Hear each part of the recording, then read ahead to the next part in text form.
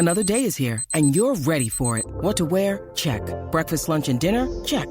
Planning for what's next and how to save for it? That's where Bank of America can help. For your financial to-dos, Bank of America has experts ready to help get you closer to your goals. Get started at one of our local financial centers or 24/7 in our mobile banking app. Find a location near you at bankofamerica.com/talktous. What would you like the power to do? Mobile banking requires downloading the app and is only available for select devices. Message and data rates may apply. Bank of America N.A., member FDIC.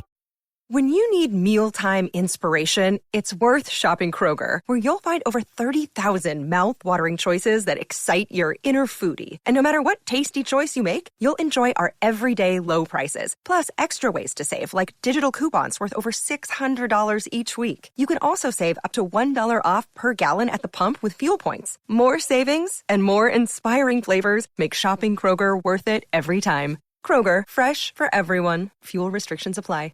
Ryan Reynolds here from Mint Mobile. With the price of just about everything going up during inflation, we thought we'd bring our prices down. So to help us, we brought in a reverse auctioneer, which is apparently a thing. Mint Mobile Unlimited Premium Wireless. How to get 30, 30, how to get 30, how to get 20, 20, 20, how to get 20, 20, how to get 15, 15, 15, 15, just $15 a month? Sold! Give it a try at mintmobile.com/switch. $45 up front for 3 months plus taxes and fees. Promo rate for new customers for limited time. Unlimited more than 40 gigabytes per month. Slows full terms at mintmobile.com. Hello, welcome to AI Scouted on Anfield Index Pro. I'm Dave Hendrick, joined as always by Mr. Karl Matchett. How are you, sir? Magical and ready for many more delayed trains. Not so much with the German efficiency then, the train service, no? An absolute myth, and apparently always has been. Oh, well, that's hit my belief in the world. Maybe the next time they'll put an international tournament in Japan, because we know the Japanese don't mess about with their train times. They're going to be on time whether you like it or not. Today is Thursday, Karl, so there's no games on in the Euros. So what we thought we'd do is we take a look at the bracket for the quarterfinals and do some quick predictions. And then a look at the Golden Boot, a look at what players that had maybe been good in the group stage, but then really stepped up in the last 16. So let's start with the Golden Boot, actually, because it's fun. Scoring goals is fun. Now, right now, and this is not going to change, own goal is going to win the Golden Boot by a country mile, because own goal has 9 goals in this competition. But we have 4 players on 3 goals, 8 players on 2 goals, and that seems like the group to pick from. We can immediately rule out Mekatadze because Georgia are out, and we can rule out Ivan Šranc because Slovakia are also out. Jamal Musiala and Cody Gakpo both have 3. Then of those on 2, Razvan Marin is out, but the other 7 are all still active. Jude Bellingham, Harry Kane, Nicholas Fulkrug, Kai Havertz, I think both of his are penalties, Daniel Malin, Fabian Ruiz, and Merih Demiral, who scored twice in Turkey's win over Austria. Who stands out to you as the one most likely to win the Golden Boot? Well, given that in almost 50 caps beforehand, his 2 goals had come against Gibraltar and the Faroe Islands, I think it's got to be double header Merih Demiral, hasn't it? He's just obviously going to go on a run now and just blitz everybody else. Before I give you that, would you like some own goals stats? I would. I love own goal stats. Okay, so the record for Euros own goals, obviously I did a piece on this the other day as well. I know all this completely useless information. The most own goals in a tournament is 11, which was obviously last time, Euro 2020, right? Would you like to know a total, or would you like to guess at the total number of own goals in European Championship history, including the 11 from last time? Not including this year's one, let's say before the start of it. So 11 of them were last time. I mean, the Euros go back a long way, but for a long time it was only 4 teams. Then it was 8 teams, moved to 16. I'm going to say 40. 20. Oh, wow. 20 own goals in history, and 11 of them were last time. So now there was 9 ever, and then there's been 20 in the last 2 tournaments. Yes. Yeah. It's absolutely staggering. The first own goal was in 1976 for whatever reason, and the second own goal was in 1996. 1996 remains the best ever Euros, and I will have no arguments made against that. It was incredible. It was the tournament which spawned the start of own goal scoring at Euros as well, really. So, 20 years between first and second own goals, and now we barely have 24 hours between them at the minute. So, if you want any more guessing games, there's only one England player to have scored an own goal ever. It was in 2012. Do you want to guess? 2012.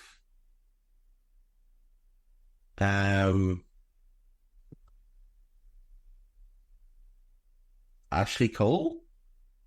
No, but not a million miles away. Similar position, opposite side of the pitch. Glenn Johnson against Sweden. Oh. God, it was bad times for England when Glenn Johnson was the starting right back. It's not been good times for England really at any point since 1966, but really hasn't, though. Specifically bad times with Glenn Johnson in your team. That is crazy. That'll do the own goal talk. That is crazy that there's been so many after so few. Yeah. Right. So actually, who do we fancy then? Musiala, to me, I would make favourite because, my logic is, I think Germany will go further than the Netherlands because I think Germany will beat Spain. Yeah, see, I don't. Which I probably am going to be completely wrong about because Spain have been the best team in the tournament. I think I'm maybe giving them the home field advantage because they're the host nation. I think, Matt, that's probably my logic behind it. I mean, that's valid. It's played a massive part before, and you have to look at the last Euros. It definitely played a part there, didn't it?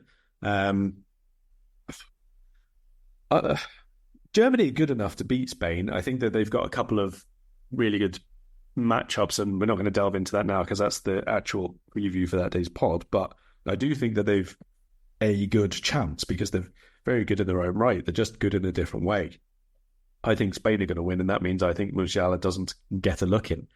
At the minute, although I don't think they necessarily go the furthest, I wouldn't be surprised if Gakpo does.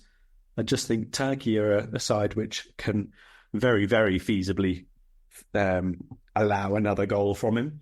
And if I back Netherlands to get through that, he gets another in the semis, even if they go out, then that's 5. That's been enough to win it plenty of times. Yeah, and to be fair, if they get to those semi-finals, they'll be playing Switzerland or England. It's not going to be a Swiss player because no Swiss player has scored more than 1. Now, they have a lot of people who've scored 1. They've got 7 goal scorers, but all of them only have 1.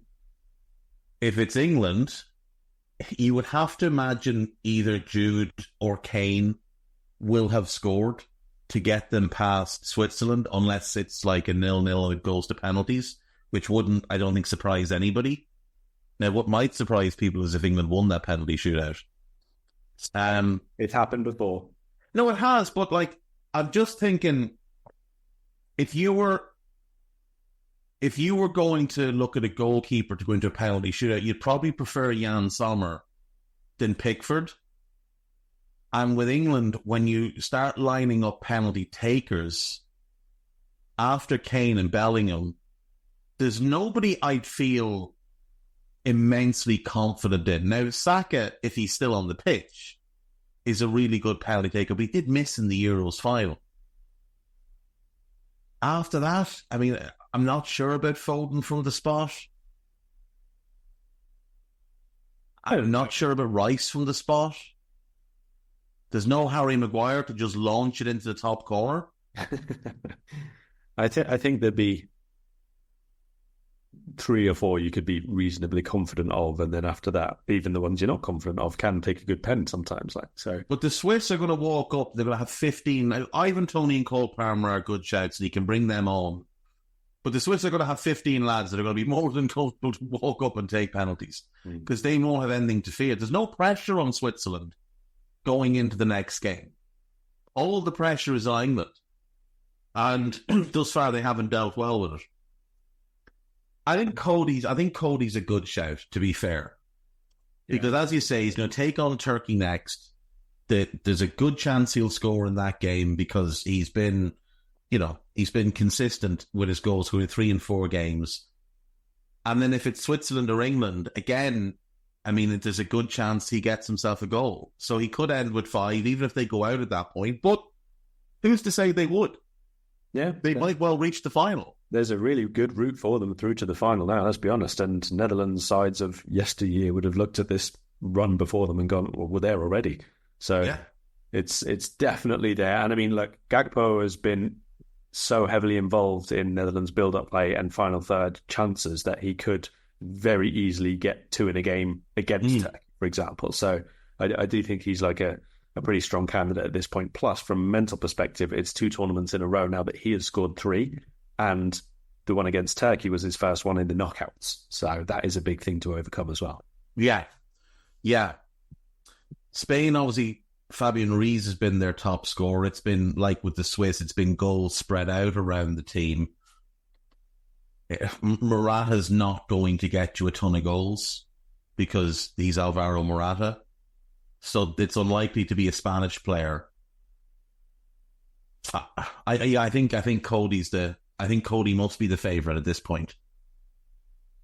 Do you know? Yeah. Right. We've talked around it then. Let's talk about it. The quarterfinals. Spain versus Germany is the first game.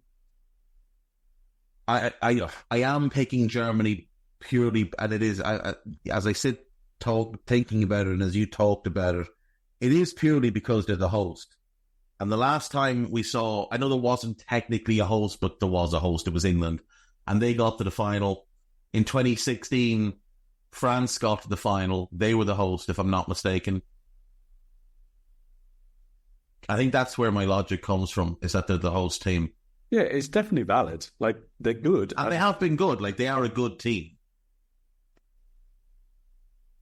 Yeah, it's completely valid. Like, Germany are candidates to win. No question. The whole thing. It's just that the team they are now up against are also really, really strong candidates to win. That's just the only decision. It's going to be about who shows their strengths best on the day, because both of them have different strengths. There's a couple of really important areas where they'll match up. Yeah, I mean, who you pick in this game is largely going to be the type of football you favour to do well in the tournament, to be perfectly honest. I'm picking Spain because that's what I think will do it. The possession and grinding Germany down, and the fact that they have had the odd mistake at the back. Germany could well overpower Spain, though. They haven't had that in midfield yet. You haven't had Rodri go up against someone of the same elite calibre as him. He's now going to be up against Gundogan and Toni Kroos, for example, even before Andrich starts kicking him. So it's absolutely possible Germany win this one, no question about that. I don't think there's a wrong one to go with in prediction terms initially. Right. The winner of that takes on the winner of Portugal versus France. Neither side have looked good in this tournament so far. Both of them are playing miles below the level that they're capable of. I think both managers have been pretty poor. There's a big elephant in the room with the Portuguese team. I feel like I trust France a little bit more. Even though no French player has scored from open play yet, and it hasn't clicked at all, I still feel like I trust them just a little bit more. Do you know what it is? Or when I watch them, what I feel it is that they don't really seem too bothered by it. Like, the players themselves and the management don't really seem too bothered by the fact that they're not playing at their absolute level. It's like they know they could if they just stepped it up a bit. They're just doing enough at the minute to control games and go through, and not really overexerting in any way, shape, or form. Like, the odd time in that game in the Belgian clash in the last 16, like, Mbappe just decided, I'm going to have a go. And he just went past like 3 people, got his shot away, didn't score, fine. But he made stuff happen that was fairly unstoppable. And a couple of times, almost, not quite, but almost, like, Kante and Thuram have combined, not just in that game, but previously, really, really nicely. Dembele, the odd moment before. I just think that they've got so many players of immense calibre, and like we've hardly seen Barcola or Coleman even yet. Yeah. They've just got so much, and Portugal, not quite, not for me. Ryan Reynolds here from Mint Mobile. With the price of just about everything going up during inflation, we thought we'd bring our prices down. So to help us, we brought in a reverse auctioneer, which is apparently a thing. Mint Mobile Unlimited Premium Wireless. How to get 30, 30, how to get 30, how to get 20, 20, 20, how to get 20, 20, how to get 15, 15, 15, 15, just $15 a month? Sold! Give it a try at mintmobile.com/switch. $45 up front for 3 months plus taxes and fees. Promo rate for new customers for limited time. Unlimited more than 40 gigabytes per month. Slows full terms at mintmobile.com. Yeah, I'm kind of the same. And like the thing with the French as well, Rabiot was suspended, but that means Camavinga comes in. That's an upgrade, regardless of whether Deschamps wants to admit it or not. Eduardo Camavinga is a better footballer than Rabiot, and he plays that role better than Rabiot. So, yeah, I think it's France, which for me gives me a Germany-France semi-final. For you, gives you a Spain-France semi-final. And as Guy just pointed out, Pepe and Cristiano are very old men in footballing terms. They're young men compared to me. They're old, and they played 120 minutes last time out. Like, that is going to take a toll. Yeah, no two ways about it. Well, one of them was obviously emotionally shattered as well, and one of them looked like he was about to collapse when he lost the ball and Sesko ran away from him. So, yeah, mentally, physically, both of those things are definitely big factors, especially when you're about to come up against one of the best teams, probably the second best team at keeping the ball away from you if they don't want you to have it. Right, England versus Switzerland, Karl. It's the early game on Saturday. Fair to say England have impressed nobody in this tournament, and we're very, very fortunate to get past Slovakia. Switzerland, on the other hand, just went out and handled the Italians like they were nothing. The Swiss look better in the group stage. I mean, the case for England is that England are the more talented team and on paper have the better team. Yeah.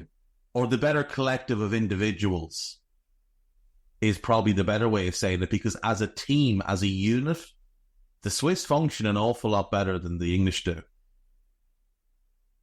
Yeah, I mean, if we're being completely upfront about this, your choice comes down to, do you think England improve or not? Because if England improve and play to a reasonable level, they'll beat Switzerland. They will. But there is no evidence at this point to suggest England will improve. So it is just down to really a blind belief if you think that two switchers or so in the team are going to change things around or not. There's not really anything else to it. There's not. And I mean, Granit Xhaka comes into this game in better form and performing at a higher level than anyone England have gone up against thus far. And England haven't really been in a situation where a team has come out and control the game against them. Now, I don't know if the Swiss will, but they are capable of doing it. Denmark did it, but that was because England decided to cede position to them. England scored and then thought, well, what we'll do now is we'll go and we'll defend the 18-yard box. They'll never expect that. And the Danes were able to dominate them. But the Swiss might be able to score and then continue to dominate them. And that would worry me for England. The Swiss also have pace and attack, which again would worry me a little bit for England, because Stones isn't quick. Trippier is god-awful and really slow. And possibly injured. Yeah, and like if he's injured, if he's injured, who's starting? Is it Ezri Konsa, the fella who's never started a game at left back in his life? Is he going to shift Walker across and start Trent? I think that one. I think there's a little bit too much pressure on him to start Trent at the minute, and if the option is there to take Trippier out by having to, I think that's probably where he goes. He did it as a sub maneuver in game, obviously. I think he just reverts back to that. England should win this game. They should win this game. England should win every game they've got up until the final. Yeah. Yeah. England have been gifted an incredibly easy run. I mean, guys mentioned Luke Shaw there. He was on the bench. He was actually cleared to play in the last game, but he says he's ready. He says he's ready, but I mean, the last person you should ever listen to is the player. Yeah.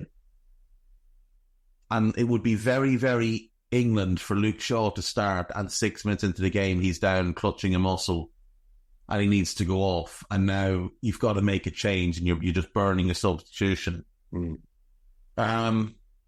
I don't think you could possibly start Shaw at this point, to be honest, like in any of the games. I think I think he wasted it. He wasted a spot in the squad by bringing Luke Shaw. I mean, look, he did go to Bukayo Saka at left back for a while in the last game. Out of necessity, out of desperation. Yeah, and I don't think he's going to do that again. I don't know who to pick here. I mean, England are the obvious pick, but Switzerland have been better than them. Mm-hmm. And Switzerland work better as a team than them. I'll pick England. I'll pick England to go through. I've done all the way through and pick who I think based on what I've seen. So Switzerland. Netherlands versus Turkey then.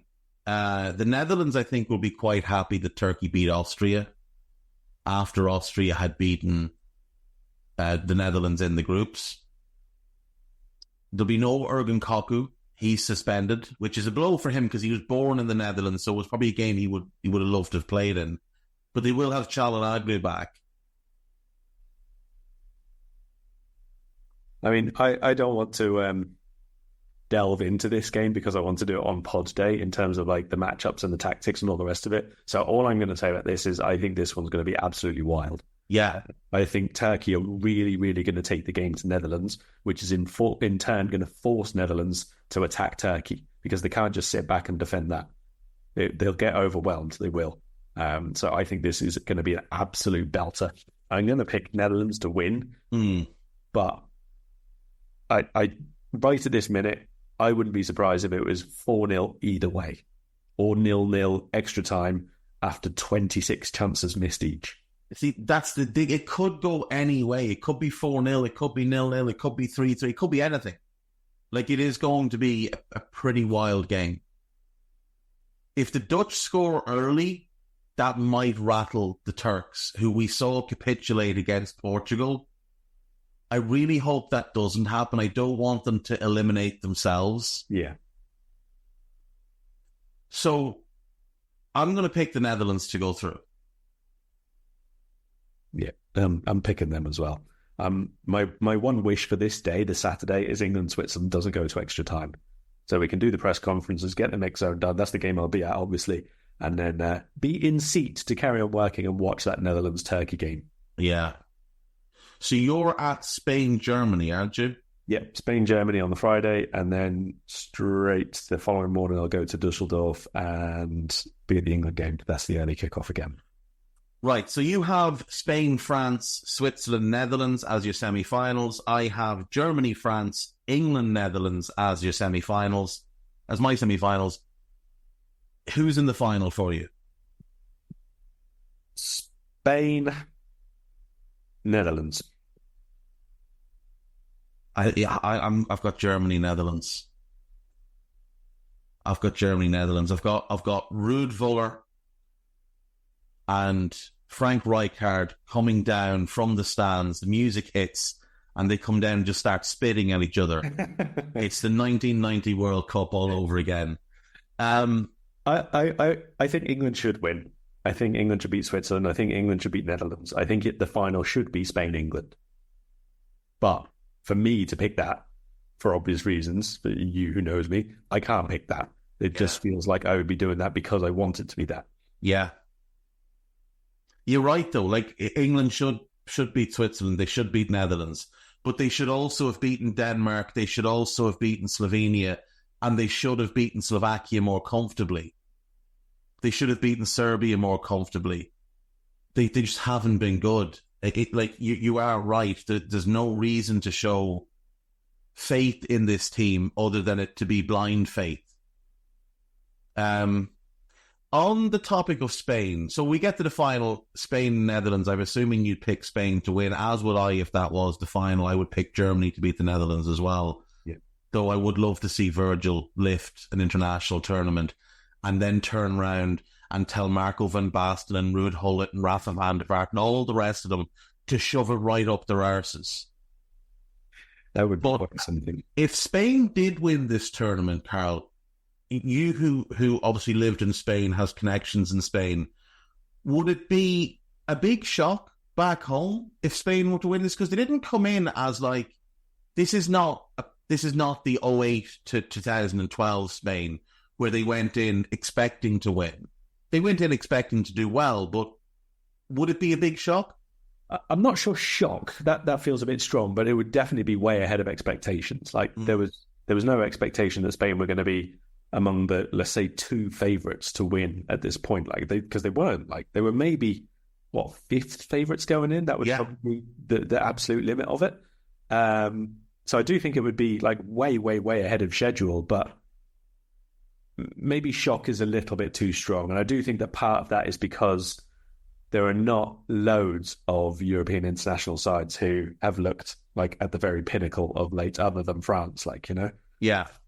So I do think that it was a little bit more of a lower bar, let's say, to challenge this time. But even so, like totally unexpected, especially with some of these players, and especially with like the defence, for example. It's a little bit of not a patchwork defence, but it's like almost in between eras, isn't it? It's like the very end of, the older ones of Nacho and Carvajal, and then the very start of a few of them like Daniel Vivian, who's in, and Alex Grimaldo, although he's 28, has only just joined the squad as such. So it's a bit of a mixed bag defensively, and yet you can see that there's enormous promise up front, especially with Nico and Lamine, but with depth there behind them as well.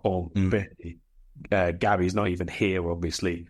Well, Yarzabal is only 27. You got just so many players. Like if you take out Jose Perez, who has lucked into some squad here, I don't know how he's quite managed that, but ignore him. He's only got 2 caps. If you take out Joselu and Morata as the 2 number 9s, who are both the wrong side of 30, right, Morata's got another tournament in him or whatever. Joselu has just had the most incredible timing in his career that any footballer has ever had. That's still a really, really strong group of support forwards. So they still need to find maybe the next Morata number 2 or Morata replacement or whatever it is. But beyond that, you can see there's so much talent there. But Olmo as almost a second player there is quite wild to have him behind Pedri as an option. He's a sensational player. And like I said, Gavi's not even here. Alex Baena is really, really good and only just becoming involved, sort of thing. There's a few players beyond that as well who... Ohan Sansad is really, really good. He's not on the squad. Back in. Like, Fati may well get himself back to that level again. We don't know. Yeah, Brian Zaragoza looks a good player. Jeremy Pino's a talented player. So yeah, lots of promise, but it's probably, like I say, ahead of schedule. I mean, Jocelu's just having the wildest career that anyone's ever had. Like, this guy flopped at Stoke. In his prime, he was at Stoke being dreadful, and at Newcastle being dreadful. And at 34 years of age, he's won a Champions League and a La Liga title, and he may well win himself a European Championship. Just crazy. And he's earned himself a big money move to Qatar. He's going to go and earn a fortune and live like a king. It is wild. And, I think if you were to look at this, if someone had said to you pre-tournament, this is the last 8, I think you would make Spain the 5th favourites. I think you would say that Germany, Portugal, France and England would all have been favoured ahead of them. Yes. They would have been number 5. Yeah, definitely. And they probably stand here as number 1 right now. I agree. Luis de la Fuente. Who knew? Him, apparently. Yeah. He'll tell you that. 18 matches, 14 wins, 2 draws, 2 defeats. You can't argue with the record. He's done incredible work. For a guy that was not a particularly good club manager and sort of fell arse backwards into the national team setup, spent 5 years with the under-19s. Then he was with the 21s. And then he got this job when Luis Enrique left, and he has done great work. So credit to him. Right, so we can leave it there for today. Is there any player that stood out to you in the round of 16 that was not in your team of the tournament but really showed up? Mine would be a player I highlighted for them before the tournament. I think Ruben Vargas of Switzerland made the first goal, scored the second. I thought he was brilliant in the game. Who would you pick? For just one player? Well, give me 2 or 3 if you have a couple. Okay, so in my team of the tournament, I don't think I had, or team of the group stage, I don't think I had Nico at that time.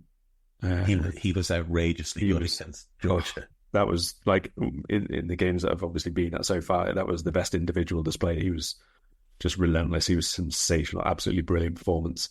I very, very much liked Ferdi Kadioglu for Turkey against Austria. Or he was... he must have had like 7 batteries implanted in him before the game. He got through so much work, plays both sides of the defence, obviously left back for them at this tournament. 24 years of age. I think there'll be a few looking at his potential performances along the rest of the route. I was very, very impressed with him. I don't think that there was any others who I haven't already mentioned. Like, I do think that Tiani Reinders was, again, really, really good and very important for Netherlands being better balanced, but we have spoken about him quite a bit, even if he's not team of the tournament worthy. So I'll probably pick those 2. Yeah, I think that's fair. I think that is fair. Right. We will leave it there. We will be back on Friday morning to discuss and preview our 2 Friday quarterfinals in depth. Spain against Germany, Portugal against France. So we'll see you then. Bye-bye. Sports Social Podcast Network.